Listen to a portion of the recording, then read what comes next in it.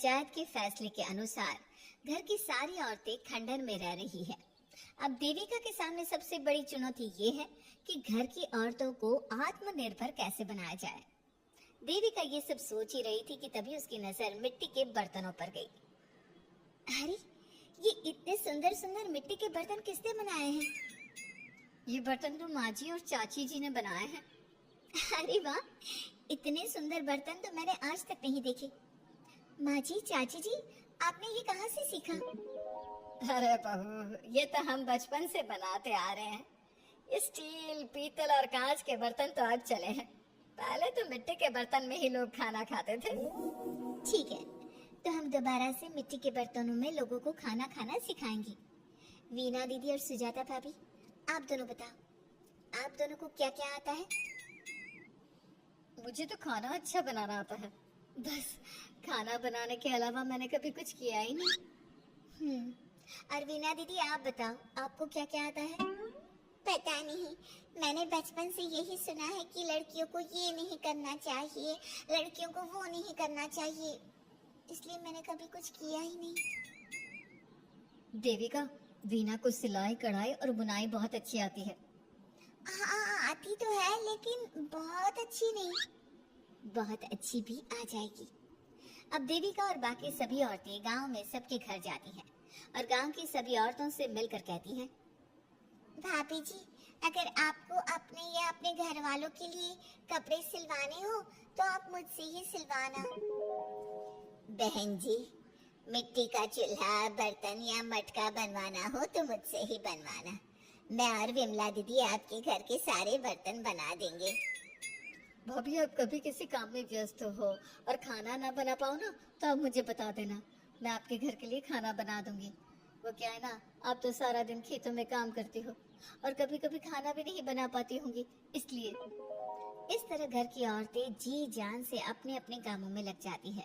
धीरे धीरे उनका काम बढ़ जाता है और वो अपने खंडहर को ठीक करने में लग जाती हैं। वहीं दूसरी ओर घर के सारे आदमी घर का काम संभाल नहीं पा रहे थे। अरे भाई कल्याण, चाय तो पिला दे, जमाना हो गया अच्छी चाय पिए हुए। आप भी ना घर के दामाद से क्या क्या काम करवाते हैं? अभी लाता हूँ चाय। कल्याण, तुम दामाद नहीं बेटे हो, इसलिए इस घर के सुख दुख, घर के काम और बाहर के कामों में तुम्हारा सहयोग तो होना ही चाहिए ना। इतने में कल्याण चाय बनाकर ले आता है। जैसे ही सचिन चाय पीता है तो उसके मुंह से चाय निकल जाती है। जीजा, ये क्या बनाया है, इतनी कड़वी चाय? इससे अच्छा तो करेले का जूस होता है। देख सचिन भाई, मैं तो ऐसे ही चाय बनाता हूँ, पीनी है तो पी, नहीं पीनी है तो अपने आप बना ले। मैं खाना बनाने जा रहा हूँ और अकेला नहीं बना सकता, आप में से कोई मेरी मदद करो। सचिन मेरी चाय की बुराई कर रहे थे ना, तुम जाओ अब खाना बनाओ। सचिन और मोहन दोनों खाना बनाने में लग जाते हैं। मोहन भिंडी काटकर कढ़ाई में छोड़ देता है और उसमें पानी डाल देता है। आपने भिंडी में पानी क्यों डाला? शायद पानी नहीं डलता, पता नहीं, लेकिन माँ ने कभी भिंडी में पानी नहीं डाला था। लेकिन बिना पानी के भिंडी बनेगी कैसे, मतलब गलेगी कैसे? बिना पानी के बनाएंगे तो चिपक नहीं जाएगी कढ़ाई से? पता नहीं, चलो देखते हैं कैसे बनती है भिंडी। भैया, कितने दिन हो गए ना अच्छा खाना खाए हुए। खाना तो सुजाता बनाती है, इतना मजेदार खाना कोई और बना ही नहीं पाता। सचिन और मोहन खाना तैयार करके ले आए। सभी आदमी खाना खाने लगे। खाना बना तो बहुत बुरा था, लेकिन किसी ने बिना कुछ कहे खाना खा लिया। तभी जोगिंदर ने कहा, घर की हालत कितनी बुरी हो रही है, जगह जगह जाले लगे हैं, 2 दिन से तो किसी ने झाड़ू भी नहीं लगाई घर की। हाँ, और घर में गंदे कपड़ों के ढेर लगे हैं। मेरे पास तो ये आखिरी कुर्ता ही बचा है पहनने के लिए। कल्याण, मोहन, तुम किसी नौकर को रख लो ना। हमने 1-2 लोगों से बात की थी नौकर के लिए, लेकिन कोई घर में काम करने के लिए तैयार ही नहीं है। गांव के सभी लोग खेतों में ही मजदूरी कर रहे हैं। घर के सभी आदमी घर के काम में लगे रहते हैं, तो वो अपने खेतों पर भी ध्यान नहीं दे पाते और उन्हें हर महीने आर्थिक रूप से नुकसान उठाना पड़ता है। धीरे धीरे उनके घर की हालत खराब होने लगती है। एक दिन कल्याण सबसे कहता है, घर को तो औरत ही संभाल सकती है, हमारे बस का नहीं है घर संभालना। हमें किसी तरह से उस सब को वापस इस घर में लाना ही होगा। अरे कल्याण बेटा, पंचायत का फैसला था कि औरतें हमसे माफी मांगे, लेकिन उन्होंने माफी नहीं मांगी। अब हम उन्हें बुलाने गए तो उल्टा हमें ही अपनी अपनी पत्नियों से माफी मांगनी पड़ेगी।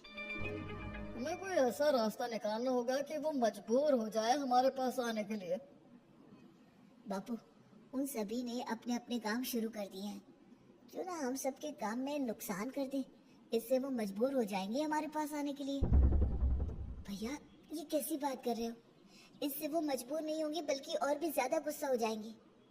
मैं तो बोल रहा हूँ शराफत से जाकर माफी मांग लेते हैं। मुझे यकीन है कोई माफ करे ना करे, माँ तो जरूर हमें माफ कर देंगी। नहीं सचिन, अगर हमने माफी मांगी तो ये सारी औरतें हमारे सर पर चढ़कर नाचेंगी। हमें इनके सामने छोटा नहीं होना है। मोहन, कल्याण, तुम दोनों आज से ही काम शुरू कर दो। बस फिर क्या था, घर के सभी आदमी लग गए काम पर। मोहन और कल्याण रात को खंडहर में पहुंचे और उन्होंने सारे मिट्टी के बर्तन तोड़ दिए। उसके बाद वीणा ने जो कपड़े तैयार करके रखे थे वो सारे कपड़े उन्होंने फाड़ दिए। सुबह जब घर की औरतों ने ये सब देखा तो परेशान हो गई। अरे, ये सारे बर्तन किसने तोड़ दिए? माँ, किसी ने मेरे सिले हुए कपड़े ही फाड़ दिए। ये हरकत कौन कर सकता है? और कौन करेगा भाभी, ये सब उन आदमियों की हरकत है। जब किसी तरह से हमें झुका नहीं पाए तो हमारे काम बिगाड़कर हमें परेशान कर रहे हैं। सभी औरतें दुगनी तेजी से काम में लग गई। उन्होंने दिन रात मेहनत की और उस खंडहर को महल की तरह बना दिया। उनके काम की तारीफ सुनकर दूर दूर के गांव से लोग आने लगे और उनसे अपना काम करवाने लगे। एक दिन सभी औरतें बैठकर खाना खा रही थी, तभी विमला ने देविका से कहा, देविका, हम कभी सोच भी नहीं सकते थे कि हम अपनी मेहनत से अपने लिए इतना बड़ा और इतना अच्छा घर बना लेंगे। देविका बहू, आज हमें इस बात का एहसास हो रहा है कि हम तो सिर्फ सांस ले रहे थे, जीना तो हमें तुमने सिखाया है। मुझे तो अब भी यकीन नहीं हो रहा कि मेरे पति की पहचान के अलावा भी मेरी कोई पहचान है। गांव के सब लोग मुझे सिर्फ मोहन की पत्नी के रूप में जानते थे, लेकिन अब सारा गांव मुझे जानता है। देविका, मैं कुछ ही दिन में इस गांव में एक अच्छा सा होटल खोल लूंगी और मैं एक बुटीक खोलूंगी। मैं यहाँ गांव की लड़कियों के लिए एक स्कूल खोलना चाहती हूँ, यही मेरा सपना है। सभी औरतें खाना खाकर सो जाती है। रात बहुत ज्यादा हो गई है, लेकिन देविका को नींद नहीं आ रही थी। तभी उसे किसी के कदमों की आवाज सुनाई दी। पहले तो देविका थोड़ी डर गई, लेकिन उसने हिम्मत करके उठकर देखा तो उसके सामने सचिन खड़ा था। सचिन, तुम यहाँ क्या कर रहे हो? कहीं तुम मेरा कोई नुकसान तो करने नहीं आए? मेरे पास तो किताबों के अलावा कुछ नहीं है, फाड़ना चाहो तो फाड़ सकते हो। देविका, मैं तुम्हारा कोई नुकसान करने नहीं आया हूँ, बस तुमसे माफी मांगने आया हूँ। क्या? रात के अंधेरे में चोरों की तरह तुम मुझसे माफी मांगने आए हो? प्लीज देविका, माँ और चाची को समझाओ कि वो बापू और चाचा जी से माफी मांग ले और तुम सबको लेकर घर आ जाए। सचिन, तुम भी तो अपने बापू और चाचा को अपने साथ ला सकते थे ना, और माँ और चाची से माफी मंगवा सकते थे ना। प्लीज देविका, मुझे माफ कर दो और घर चलो। कैसे माफ कर दूं सचिन? तुमने मुझे मारने के लिए छोड़ दिया। अगर माँ और चाची हिम्मत करके मुझे अस्पताल ना ले जाती तो आज मैं और मेरा बच्चा जिंदा ना होते। ना तुम मुझे अस्पताल में देखने आए और ना ही अस्पताल से आने के बाद मेरा हाल चाल पूछा। मुझे तो छोड़ो, तुमने अपने बच्चे का चेहरा तक नहीं देखा और तुम मुझसे उम्मीद कर रहे हो कि मैं तुम्हें माफ कर दूं? कभी नहीं सचिन। देखो देविका, हम सबको बहुत नुकसान हो रहा है। घर के काम की वजह से हम बाहर के काम पर ध्यान नहीं दे पा रहे। घर और जिंदगी दोनों अस्त व्यस्त है। वो इसलिए कि तुम सब आदमी संगठित नहीं हो, अपना दिमाग और ऊर्जा हमें परेशान करने में लगा रहे हो। और हम औरतें संगठित हैं, हम अपना दिमाग और ऊर्जा अपनी प्रगति में लगा रहे हैं। इसलिए हमने खंडहर को भी महल की तरह कर दिया और तुम्हारी हवेली खंडहर की तरह लगती है। सचिन देविका से बार बार माफी मांग रहा है। क्या सचिन को अपनी गलती का सच में पछतावा है या फिर ये घर के आदमियों की कोई नई चाल है? ये जानने के लिए आपको हमारे आने वाले एपिसोड का इंतजार करना होगा। और हाँ, कमेंट करके हमें ये भी जरूर बताइए कि क्या देविका को